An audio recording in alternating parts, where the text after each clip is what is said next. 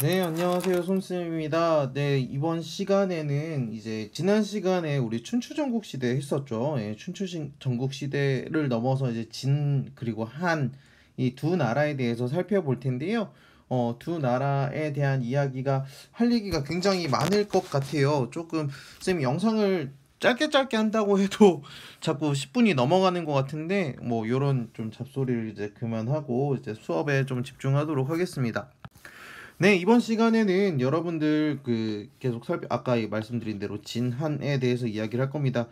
계속해서 중국사 전개 과정 살펴보고 있습니다. 그리고 나서 이제 당나라 때 들어와서 이제 동아시아 문화권 만들어질 테니까 오늘은 그 중국사의 전개 과정 중 진나라와 한나라에 대해서 한번 살펴보도록 하겠습니다. 그럼 수업 시작할게요.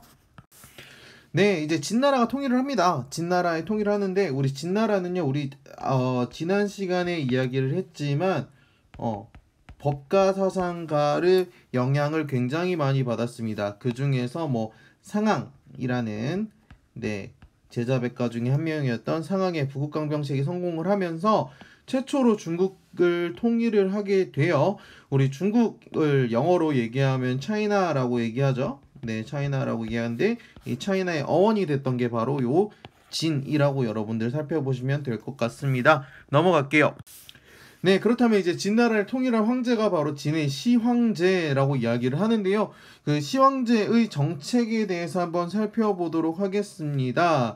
네, 일단은 여러 가지 분열되어 있던 나라를 하나로 묶었기 때문에 중앙집권 체제를 만들었다. 그래서 이름도 그냥 왕이 아니라 황제. 중국은 그 왕을 그 대표 지도자를 황제라고 이야기를 하죠. 그리고 나서 이제 우리 춘추전국 시대 때 봤었던 9년제를 실시를 합니다. 여기 그 아래 도표를 보시면 우리 그 교재도 나와 있지만 가운데 황제가 있으면 임명을 하는 거예요. 군과 현에 각각의 이제 쉽게 말하면 이제 공무원들을 각각 파견을 한다라고 생각을 하시면 되겠습니다. 그리고 각종 통일 정책을 추진을 합니다. 통일한다는 거는 하나로 모은다라고 여러분들 생각하시면 되겠고요. 일단 도로부터 시작을 해가지고요. 도로뿐만 아니라 뭐 도량형이라든지 도량형 또는 화폐 그리고 문자 그리고 심지어 수레바퀴의 폭까지 여러 가지들을 다 하나로 묶은 통일 정책을 취합니다. 아래 그 낭야대각석이라는 진나라 때 이제 비석이라고 볼 수 있는데요. 하나 살펴보면은 뭐 도량현계 규격이 통일이 되고 문자도 통일되었다. 지방에 서로 다른 풍속을 바르게 하고 물길을 만들고 땅을 나누어 정리하셨다.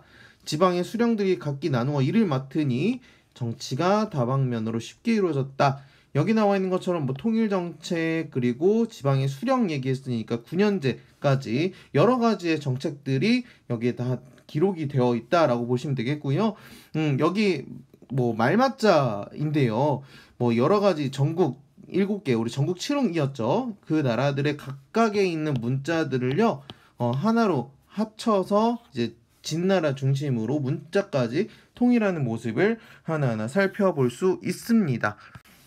또한 이제 하나 더 얘기했던 거는 여러 가지 제자백과 사상들이 있다 그랬잖아요. 이 사상들을 통일을 하면서 법과 이외의 사상들을 탄압을 하는 분서 갱유하는 사건이 벌어집니다.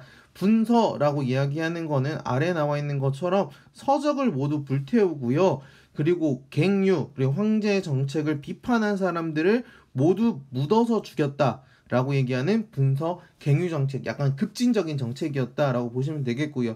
또한 이제 영토를 확장하기 위해서 우리 중국의 가장 잘 알려져 있는 만리장성을 건설하기 시작합니다. 물론 이때 만들어지기 시작해서 뭐 수리 여러 가지 유지 보수들을 거쳐서 거의 명나라 때 이런 식의 지금 현재 그 사진에 보이는 것들이 만들어졌다라고 볼 수 있는데요. 굉장히 길게 뻗어져 나가고 있는 것들을 볼 수 있죠. 이 만리장성을 건설하는 거는요, 누구를 막기 위함이냐면, 위쪽에 있는 흉노를 막기 위해서 흉노의 방어를 목적으로 이제 만들었다라고 여러분들 생각하시면 되겠습니다. 요 이야기는 나중에 뭐 동아시아사 시간에 좀 더 자세히 살펴보도록 하죠. 그리고 나서 이제 나왔더니 이제 멸망은 아무래도 굉장히 급진적으로 통치를 하고요. 이 만리장성도 있지만 뭐 아만군 같은 것도 있죠. 여산능, 진시황릉이라고 하는 어이구 좀 지워서 다시 얘기할게요. 네, 여산능은 진시황릉 같은 것들의 대규모 통합공사들이 이루어지게 됩니다. 그러다 보니까 이거에 대해 반발을 하게 된 진승과 오강을 중심으로 한 난이 일어나면서 거의 한 30여 년 만에 나라가 무너지게 된다라고 여러분들 살펴보시면 되겠습니다. 짧게만 살펴보고 넘어갈게요. 각종 이제 진나라 때는 통일 정책과 급진적인 개혁이 있었다면 이제 진나라에서 한나라로 넘어갑니다. 물론 이제 진나라 한나라 넘어가는 시기에도 여러 나라들이 잠깐 등장을 했었지만 뭐 초나라, 한나라 뭐 여러 나라들이 있었는데 그것을 다시 통일한 게 바로 이제 한나라입니다. 한나라는 이제 2명의 황제들을 여러분들 잘 기억하시면 되겠는데 먼저 한나라를 세운 고조 유방이라는 사람인데요. 이 사람의 정책은 일단은 중국을 재통일을 하고 수도 장안을 중심으로 하는 군국제를 실시를 합니다. 군국제가 무엇이냐라고 나와 있으면 아래 보시면 봉건제와 군현제를 절충했다라고 보시면 되겠는데 중앙은 그러니까 수도를 장안을 중심으로 한 중앙은 황제를 중심으로 해서 군현제를 하고요. 너무 나라가 먼 데는 이제 제후들에게 자치권을 주었다라고 보시면 되겠는데 오른쪽에 지도를 살펴보시면 장안을 중심으로는 군현제를 실시하지만 이제 오른쪽에 보시면은 여기에 그 봉건제도 실시하는 약간 절충하는 모습을 살펴볼 수 있다라고 보시면 되겠습니다. 그리고 나서 이제 살펴볼 두 번째 황제는 바로 이제 무제입니다. 무제가 어떻게 보면은 최고의 전성기를 추구했던 황제라고 살펴볼 수 있겠는데요. 일단 첫 번째로는 중앙집권 체제를 확립하기 위해서 군현제, 아까 얘기한 군현제로 다시 돌아가기도 하고요. 그리고 신하였던 동중서라는 사람 신하의 건의를 받아서 이제 유학을 중심으로 하는 통치를 이념화했다. 그래서 뭐 태학을 설립한다거나 학교를 만들기도 했다라는 걸 볼 수 있는데요. 뭐 아래 나와 있는 게 이제 동중서 열전을 살펴보시면은 뭐 교육을 실시하고 학교를 설립하고 그리고 형벌을 가볍게 해도 범하지 않는다. 즉 하늘의 뜻을 받들어서 다스려야 한다. 육아적으로 통치를 해야 된다라는 것들을 살펴볼 수 있습니다. 두 번째 대외정책, 아까도 얘기했지만 만리장성 얘기할 때 했지만 가장 걸리적거리는 가장 견제가 되는 대상이 바로 위쪽에 있는 여기 나와 있는 흉노라는 사람이 나라였어요. 그래서 흉노를 견제하기 위해서 장건이라는 사람을 여기 있는 대월지에 파견을 해서 대월지랑 편을 먹고 흉노를 공격하고자 하는 전략을 추구합니다.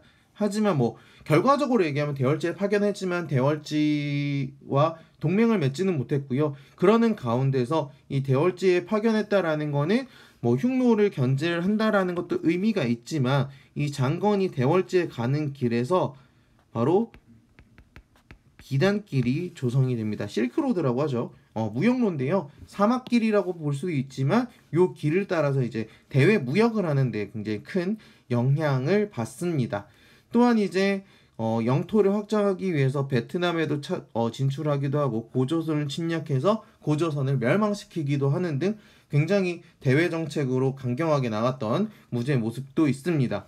그리고 나서 이제 세 번째로 살펴볼 거는 이제 그렇기 때문에 전쟁을 많이 하다 보니까 전쟁을 하려면 돈이 많이 들거든요. 그렇기 때문에 재정 문제를 이제 해결하기 위한 여러 가지 정책을 추진을 합니다. 조금 확대해서 살펴볼게요. 여기 보시면 이게 여러 가지 경제 정책인데요. 어떤 정책이 있는가를 한번 정리를 해보면 일단 첫 번째로는 전매를 한다 그래요. 그래서 이거를 전매제라고 이야기를 합니다. 국가가 소금이나 철 또는 술 같은 것들을 국가들이 직접 사들여서 그거를 백성들한테 조금 이윤을 받아서 되파는 그런 전매제를 실시를 하기도 하고요. 그리고 지방 특산물을 조세로 거두어서 그런 물자가 부족한 지방에 팔아서 국가가 상행위를 주도하는 이 법을 균수법이라고 합니다. 균수법을 실시하기도 하고요. 또는 이제 물자가 쌀 때 시기를 조절을 한다라고 얘기해서 요거는 평준법이라고 이야기를 합니다. 그리고 상인에게 농민의 5배 이상의 세금을 부과하면서 상행위를 이제 조금 억압하는, 왜 상인들이 많으면 국가가 사들일 수가 없잖아요. 그래서 상행위를 억압하는, 억제한다. 그래서 억상책이라고 합니다. 억상책을 실시하기도 하고 국가가 화폐 같은 것들을 주조하는 화폐 관리 사업도 합니다. 화폐 관리 사업을 합니다. 그래서 주도적 중요하게 살펴봐야 될 건 당연히 균수법과 평준법을 중심으로 여러분 살펴보시고요. 전매를 한다거나 상인에게 세금을 부과한다거나 아니면 화폐 이런 것들도 여러분들이 잘 한번 정리를 해서 무죄의 정책을 크게 한번 살펴보시면 될 것 같습니다. 넘어갈게요. 네, 그러는 사이에 후한이라는 게 건국이 됩니다. 신나라가 먼저 건국이 되죠. 이제 왕의 외척이었던, 그러니까 왕의 외할아버지였던 황제 외할아버지죠. 무죄 이후에 왕망이라는 사람이 등장을 해요. 왕망이라는 사람이 등장을 해서 한을 멸망시키고 건국을 하는데, 이 건국을 해서 어떤 정책을 펼치냐, 이건 약간 TMI식으로 간단하게 정리하면 토지를 국유화, 그러니까 토지를 나라가 가져간다거나 노비를 매매하는 것을 금지한다거나 하는 좀 약간 급진적인 정책을 취합니다. 그러다 보니까 이것들을, 그러니까 토지를 갖고 있던 사람들, 노비를 갖고 있던 사람들, 쉽게 얘기하면 부자들입니다. 근데 이제 중앙에 있는 부자들보다는 이제 지방에 있는 부자들, 지방에서 유력한 세력을 갖고 있는 사람, 즉 호족의 반발로 멸망을 하게 되고요. 그렇기 때문에 이제 광무제가 기존에 있던 호족들의 지원을 받아서 다시 한나라를 세우는데, 그것을 바로 후한이라고 이야기를 합니다. 그러다 보니까 자연스럽게 누구의 권한이 높아지겠어요? 호족의 권한이 높아지겠죠. 그러다 보니까 이제 외척, 관료, 황관 사이에 정쟁이 심화되고 지방에서는 호족들이 대토지를 갖게 되고, 그러다 보니까 살기 힘든 농민들은 반란을 일으키게 되고, 그러면서 이제 등장했던 게, 여러분들 삼국지 좋아하는 친구들 기억하시겠죠? 황건적의 난으로 이제 위촉오 삼국으로 분열되면서 한나라가 멸망하는 그런 결과를 가져오게 됩니다. 네, 그렇다면 한나라 때 사회와 문화는 어떠했을까를 살펴보면 아까 얘기한 것처럼 호족이라는 게 등장을 합니다. 호족이 등장을 하는데, 이들이 향거리 선제라는 제도를 통해서 관료를 진출합니다. 우리 관료를 진출한다는 건 당연히 선생님 과거제 있는 거 아니에요? 라고 얘기하겠지만, 이때는 시험이라는 개념보다는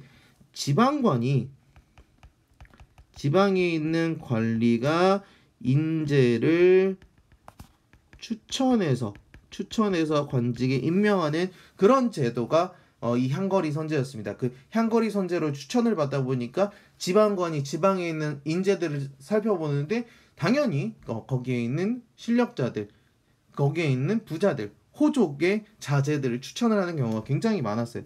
그러다 보니까 자연스럽게 이 인재 추천은 호족이 관직을 독점하는 결과를 가지고 오게 되죠.